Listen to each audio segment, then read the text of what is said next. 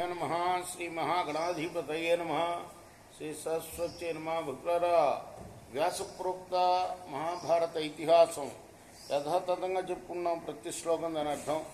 ఇందులో భాగంగా నిన్నటి వరకు మనం ఆది సభారణ్య విరాట ఉద్యోగ భీష్మ ద్రోణ కర్ణ శల్య సౌప్తిక స్త్రీ పర్వాలనే 11 పర్వాలు పూర్తి చేశాము. 18 పర్వాల్లో 12వదైన శాంతి పర్వంలో కూడా 164వ అధ్యాయం వరకు చెప్పుకున్నాం. ఇంతకుముందు వరకు ఈ రోజున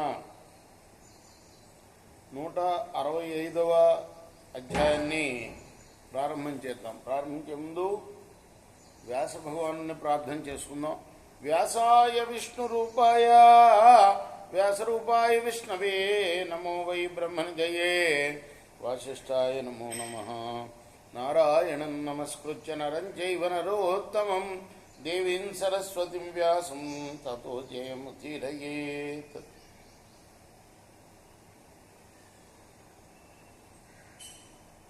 సదా నింబవృక్షస్య మూలాధివాసాత్ సుధాస్రావిణం తిక్తమప్యప్రియంతం తరుం కల్పవృక్షాదికం సాధయంతం నమామీశ్వరం సద్గురుం సాయినాథం. సమర్థద్గురు సాయినాథ్ మహారాజ్ కీ జై. భీష్మ ఉవాచ హృతార్థో యక్షమానస్య సర్వవేదాంతత గశ్చయః ఆచార్య పితృకార్యార్థం స్వాధ్యాయార్థం అధాపి చ ఏతే వై సాధవో దృష్టా బ్రాహ్మణ ధర్మభిక్షవా నిస్వేభ్యో దేయమే తేభ్య దానం విద్యాచ భారత. భీష్మ వారు చెప్తున్నారు, సర్వ వేదాలని ఉపనిషత్తుల్ని అధ్యయనం చేసిన విద్వాంసుడైన బ్రాహ్మణుడు యజ్ఞం చేయదలుచుకున్నప్పుడు ఆయన ధనం గనక అపహృతమైతే, ఎవరన్నా దొంగిలిస్తే రాజు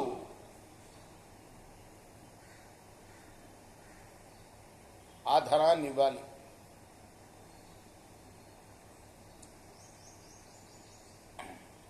ఉత్తమ బ్రాహ్మణులు సామాన్యంగా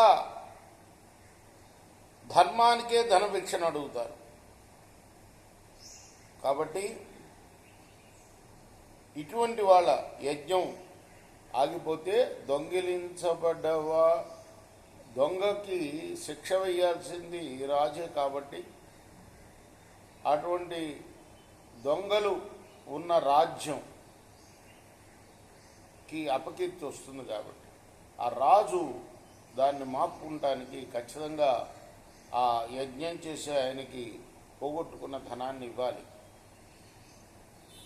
ఇప్పుడు కూడా లేదు ఆ పద్ధతి, ఆ రోజుల్లో ఉంది. ఇప్పుడు దొరికితే దొరికినట్టు, దొరకకపోతే దొరకనట్టు కదా. అంటే కఠిన శిక్షలు ఉండేవి ఆ రోజుల్లో దొంగలకి. కాబట్టి దొంగతనం చేయడానికి భయపడేవాడు. ఇప్పుడు ఎప్పుడో ఇవాళ దొంగతనం జరిగితే ఓ 20 ఏళ్లకో 30 ఏళ్లకో ఆ తీర్పులు వస్తాయి కోర్టుల్లో. ఇంకా వాళ్ళకి ఏం భయం ఉంటుంది?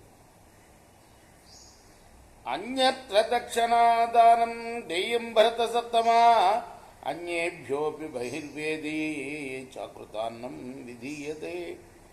ఇది కాక భిన్నమైన పరిస్థితిలో బ్రాహ్మణుడికి దక్షిణ ఇవ్వాలి.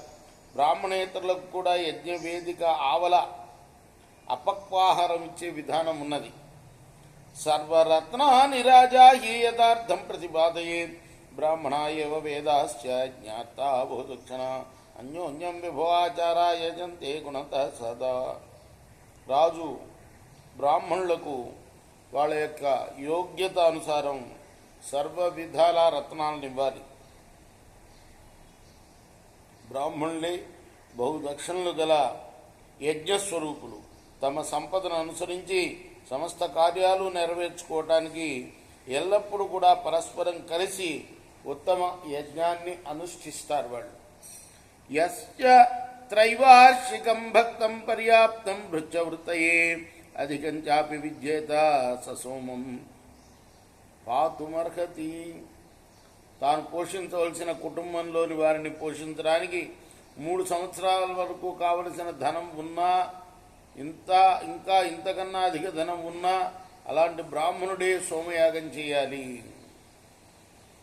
యజ్ఞశ్చేత్ ప్రతివిరుద్ధ స్యాత్ అంశేనైకేన యజ్వనః బ్రాహ్మణస్య విశేషేణ ధార్మికే సతి రాజని యా వైశ్యై స్యాద్ బహుపశః హీనక్రతురసోమపః కుటుంబాత్ తస్య తద్విత్తం యజ్ఞార్థం పార్థివో హరే. ధార్మికుడైన రాజు ఉండగా ఎవరి యజ్ఞమైనా, ప్రత్యేకించి బ్రాహ్మణి యజ్ఞం ధనం లేకపోవడం వల్ల నిలిచిపోతే, ఆ యజ్ఞంలో స్వల్ప భాగం మిగిలి ఉంటే ఆ రాజు తన రాజ్యంలో పశు సమృద్ధి వైభవం సంపన్నుడైన వైశ్యుడు యజ్ఞం కానీ సోమయోగం కానీ చేయకుండా ఉంటే అతనికి కుటుంబం నుంచి ఆ యజ్ఞానికి ధనం తీసుకోవచ్చు. అంటే రాజు కోశాగారంలో ధనం లేకపోతే వైశ్యుడి ఇంట్లో ఉన్న ధనం తీసుకోవచ్చు.